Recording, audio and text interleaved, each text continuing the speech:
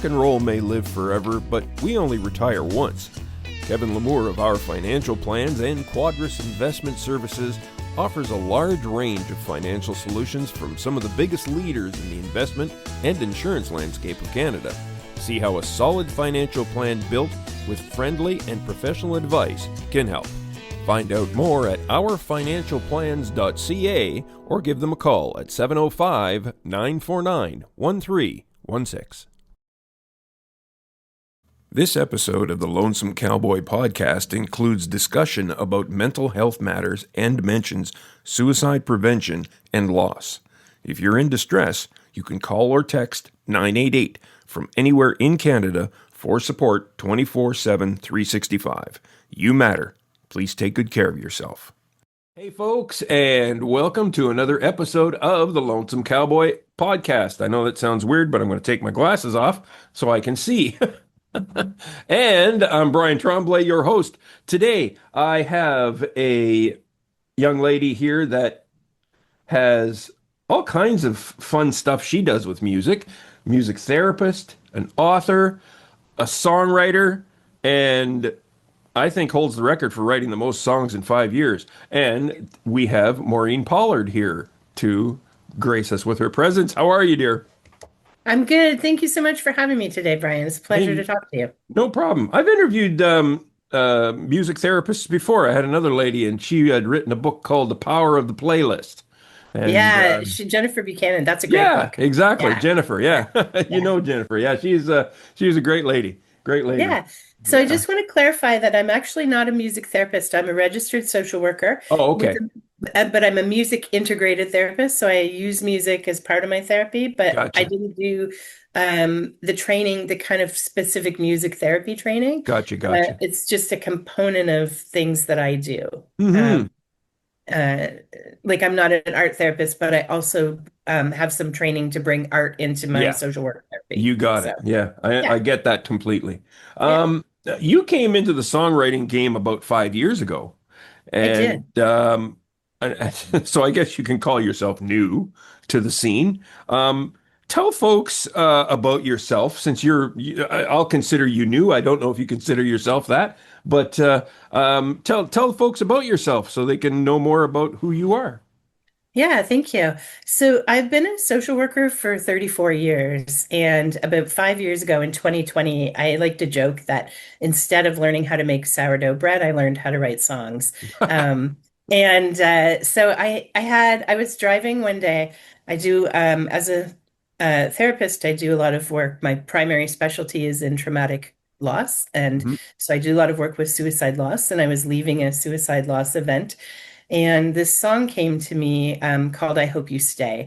And so I wanted to make it a real song, and I didn't know how to do that because I really wasn't a musician or had never written a song before. And so I connected with the Toronto Songwriting School and said, can you help me with this? And they did. They did a fantastic job.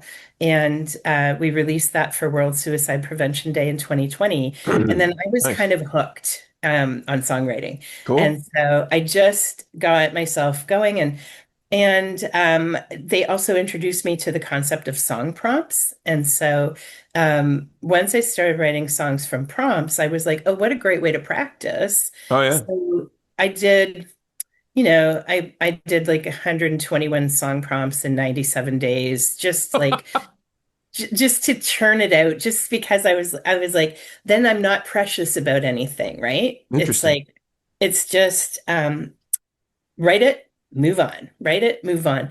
And so I got a couple of really gems out of that process, and a lot of it was really just learning experience, right? Sure. All right. So that was in 2020. And so in 2025, I have written around 575 songs. I kind of have stopped counting, but I have a approximate idea. It feels really good. And a bunch of them were just ones I needed to write to catch up to all the people who've been writing since they were 14, right? Yeah, no kidding. Yeah. And then I learned how to play guitar in 2021. It was suggested by my songwriting mentor that at the time that I pick up the guitar. And so that I have just really embraced that as much as I can too.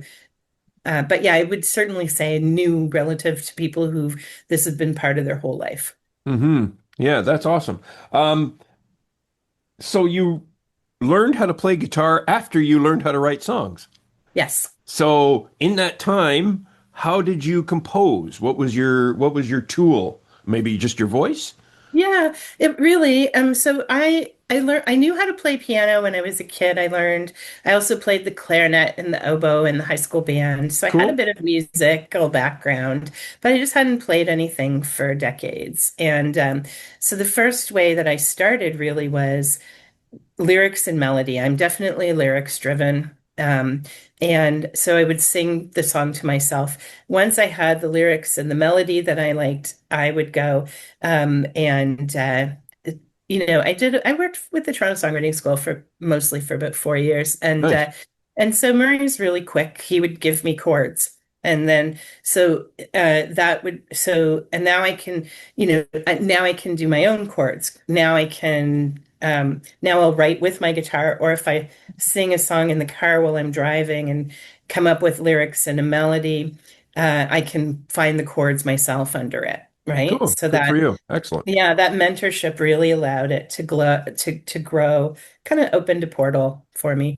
Sure. Yeah. 575 songs in 5 years? Yeah. Yeah, I'm a bit of a keener. Uh, Keener is not Keener's not the issue. It's like, holy cow. That's like what were you writing? Like two, three, four songs a day for a while. Sometimes, yeah. And again, like so that giving myself a series of song prompts or 30-day challenges Oh, okay. really helped, right? And for me to consider it a song, like these are not finished, polished songs. Sure. These are song drafts, most of them, right? So Gotcha. only a handful, I don't know. I haven't counted how many have made it to full production kind of level, Gotcha. or ones that I perform regularly, Mm-hmm. at the Mm-hmm. open mics. I don't know, maybe 100 out of the 575 are what I'd say, subjectively good, Gotcha. right? Yeah, understand completely. Yeah. So, well, that's now you've done some admirable work with your songs too, that you were using it to raise funds and awareness for some of your charities. Yeah. And So the first two songs that I released, other people sang and performed them because I was really new at that time and really didn't trust my voice yet. okay. But I Hope You Stay was uh, performed by so Murray did the instrumentation and a young woman named Ellen Torrey did the vocals Mm-hmm. beautifully. And then the second song was One Breath at a Time, which was um, vocals were done by Evelyn Ross. Beautifully as well. And then the third song came out for the Canadian Critical Incident Stress Foundation. So the first two were for the Canadian Association of Suicide Prevention. And then the third one that was out for a foundation was the Canadian Critical Incident Stress Foundation. And that song was called I'm No Hero. And it was really intended to normalize the experience of post-traumatic stress in first responders. Oh yeah. And it doesn't always need to become a disorder. It's actually just a neurobiological experience. When we have something terrible or tragic happen, we have a stress response to it, and then we have a recovery process. Mm-hmm. And so the song was called I'm No Hero, meant to normalize that Yeah. um, and support first responders. So, Yeah. and Mike Exactly. Ford sang that. Murray did the instruments again. I've been really fortunate to have some people help me figure out how to do this music thing. Yeah. Yeah, that's crazy. Um, I guess your music career has different goals than the average songwriter, singer-songwriter, troubadour that's out there right now. Would you want to share some of the outcomes that you would like to see from your music? Yeah, so for me, first and foremost, learning how to write songs and play the guitar and write my own songs has been personally therapeutic. You know, a powerful handful of those songs are ones that'll never see the light of day because I just needed to write them. The Gotcha. world doesn't need them. I needed them. And once I realized the power of that for me, I mean, I've been doing therapeutic practices to support myself and my wellness for decades.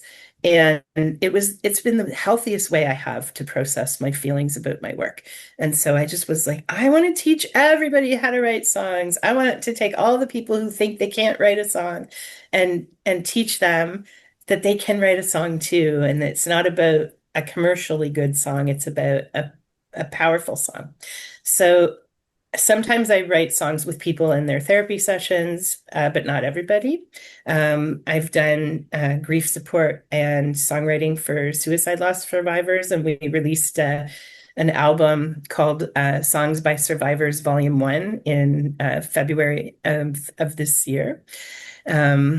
And that album is all 7 songs are written by survivors of suicide loss with support from myself and David Joyce at Treble Cox Studio in Peterborough. Hmm. And it's just so powerfully healing that it's for me, I have I also have released some albums and had a lot of fun with doing that. I do a little bit of performing, mostly at open mics, but I have had a couple of paid gigs, Yeah, that's which were good. very exciting. Yeah. Um, Not my thrust, like most people in the music industry is that's the Yes. the goal. For me, it's kind of a byproduct. Hmm. But I just think it's such a powerful tool for healing and for bringing people together. Singing together is good for us. And Awesome. yeah, I like that. yeah. I love your work ethic. I mean, holy cow. And this is another one. You played 28 open mics to prepare to get on the main stage of a festival. Now, number one, let me say, for someone newbie and you get on the main stage of a festival, bravo for you because 45 years later and I still haven't got one yet. Right. And um, but I mean, that's quite the prep thing. And you know what? I have told all kinds of people that. I teach lessons to seniors and stuff at the senior centers, and I think no tomorrow's another lesson. Yeah, there you go. Anyways, but that's what I always tell them. If you want to learn to play with somebody, go when they have especially when one of the bands has an open mic, and you can Yes. get up and just a 3 chord song that they probably know and get up and do it. And it does wonders for you for that kind Yeah, of it's such a powerful experience. So I signed up for the Girls and Guitars program with the Hillside Festival in Guelph. cool. And my friend Michelle Monroe encouraged me to do that. She had done it and it really boosted her. She's also a therapist. So, Hmm. we kind of are on the same kind of thinking way. And so I was it's a 4-week program and they invited us to play at Hillside Inside.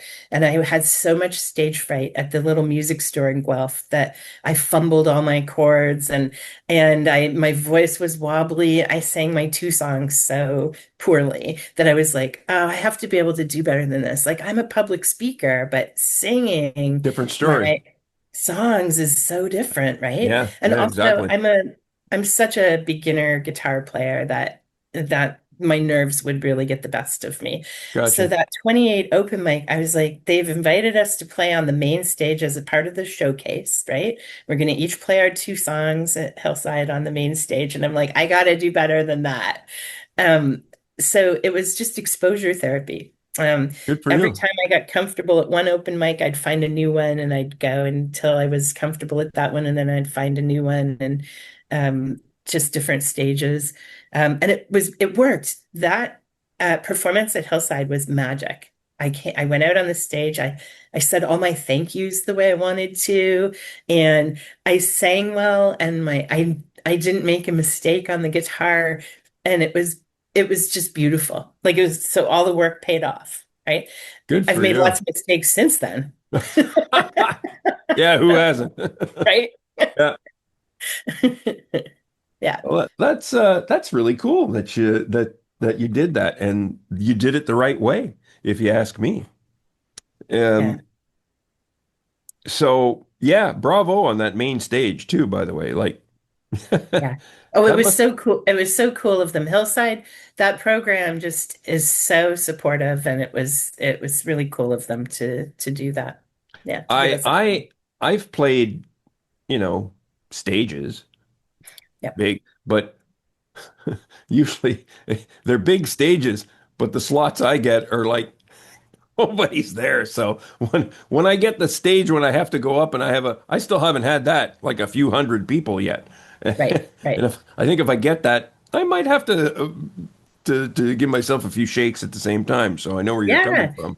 Well, you know what? It was like we did play at noon on the Sunday, so the crowd wasn't at its peak. But Yeah, that's the noon Sunday gig. Yeah. it was pretty perfect for a first Hmm. one. So it was, yeah, it's true, right? We build up a little bit, right? And Yeah. then the next level is always brings that nerves out. I really think nerves, though, are about caring that you're going to do a good job. Yes. Like, Yeah. Yeah. so I don't think I'll ever fully shake them, but certainly I've come a ways. So Yeah. yeah. Um, there was a project I saw on, I believe, your bio that you put together. And how's your new album, The Patriarchy is Ruinous, coming along? Oh, it's coming along great. It Good. is. I'm so excited about it. It's crazy. Um, I wrote a song about 3 years ago called Men Suck.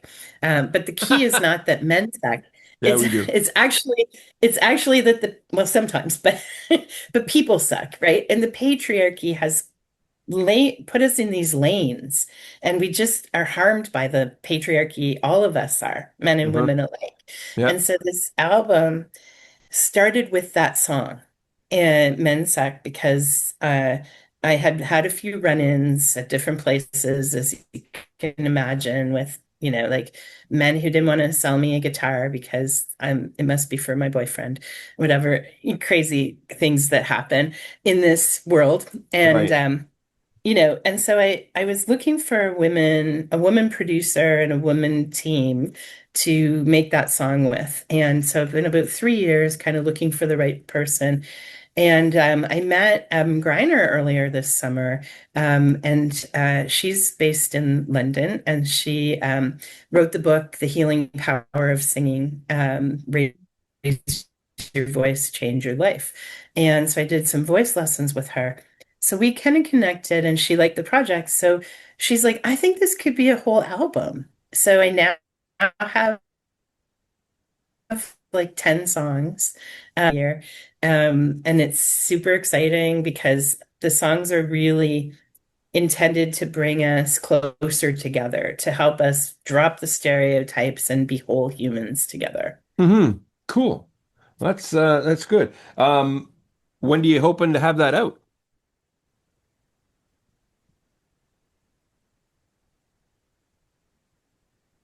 I think it'll probably be out late spring. Okay. Cool. That's excellent. Looking Did you forward catch to. that?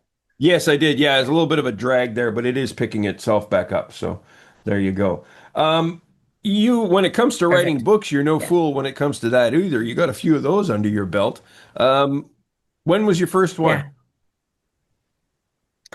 The first one was in 2019. I published a memoir about miscarriages. We had 6 miscarriages on the way to having 4 children.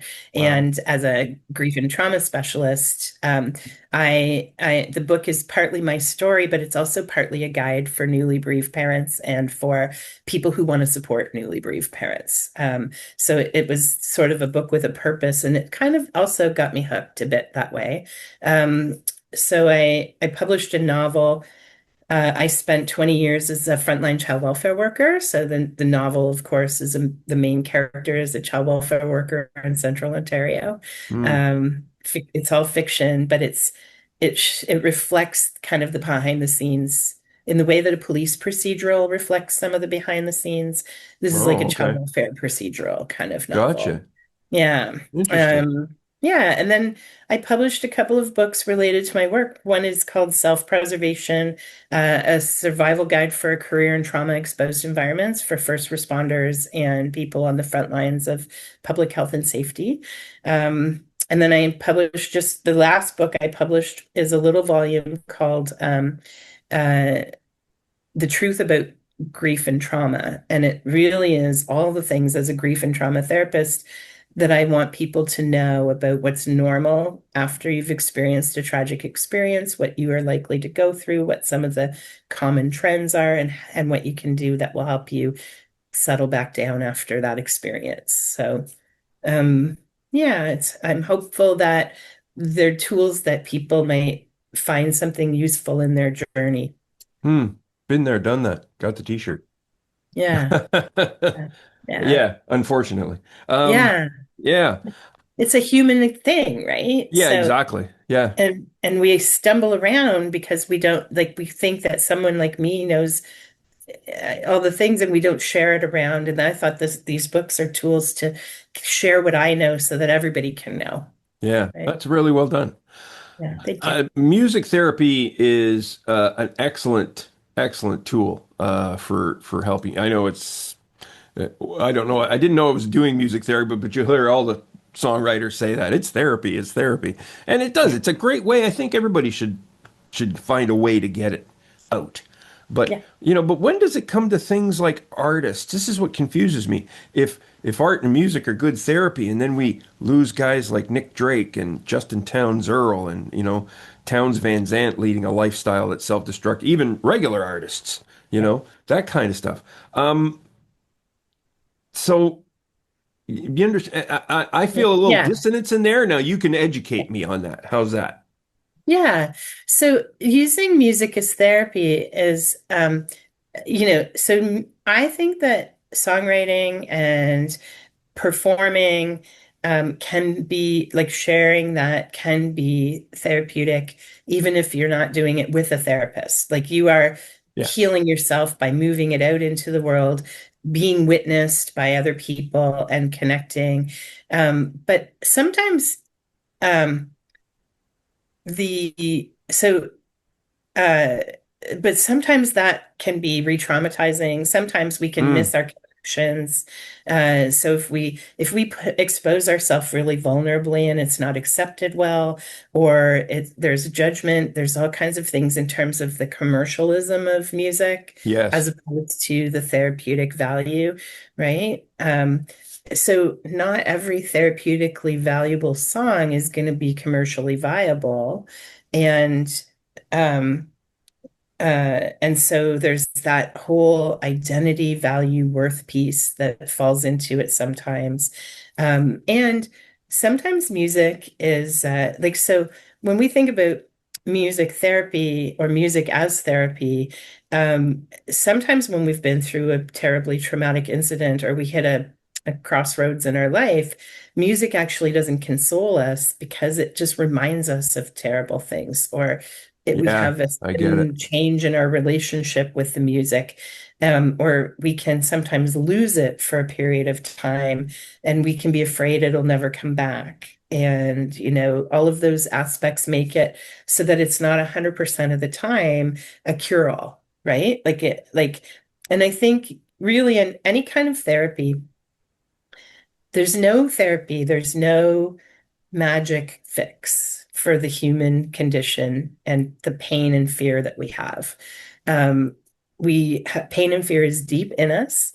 Um, intergenerationally, going back to our ancestors, being here in the present, going forward to our young ones, right?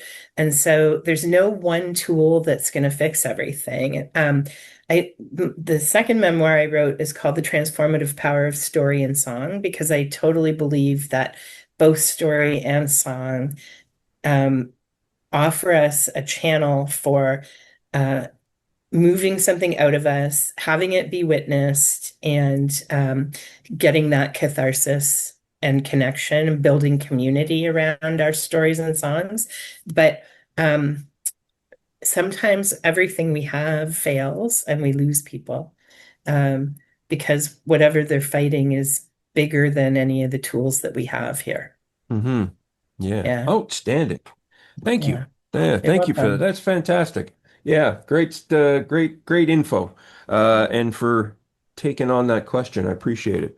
Yeah. Maureen, you are my new favorite musician because I just got to say congratulations. All the work you have done to try to catch up with the young ones, as you said. Right, right. That's Yeah. awesome. Ah, Yeah, yeah. it's been a time. You know what? The other thing I will say is I've done really heavy work my whole career. I worked in child welfare. I do grief and trauma work. And what I would say is songwriting and playing guitar brought a playfulness back to me that I had lost in that Mhm. all that intensity.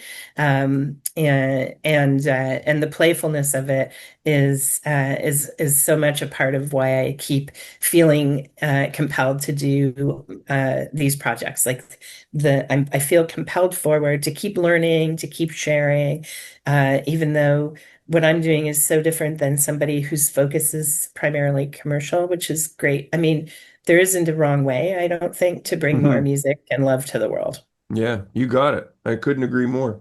Yeah. So, what's next?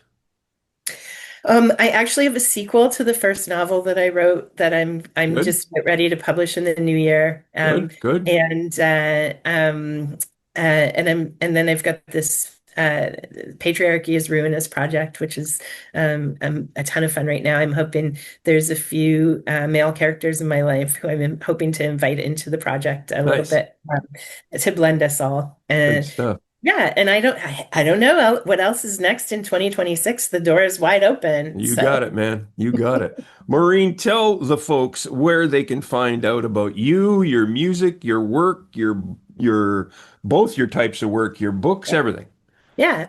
So if you want to look at my books and my music, you can go to maureenpollard.org. That website has all my creative projects on it, and links for everything are there. And if you want to find out more about my therapeutic work, my grief and trauma therapy practice, then you can reach me at maureenpollardassociates.com. And I'm on Instagram as Art to Heal the Heart. There you go. And See? Substack too. I keep forgetting to tell people I'm also on Substack as Art to Yeah, Heal the Heart. exactly. And I will put in the notes on Substack all of Maureen's website so you can go check out her stuff and get inspired and learn stuff. Great. Yeah, it's fantastic. Maureen, thank you so much for coming on the program. And I hope to see you again somewhere along the way. And I wish you the ton of success. Thank you so much, Brian. It's been a real pleasure to chat with you. It was so nice to meet you at FMO and to be Yeah, it able to was a be here blast. today too. Yeah. Yeah. Thank Take care. you. You too.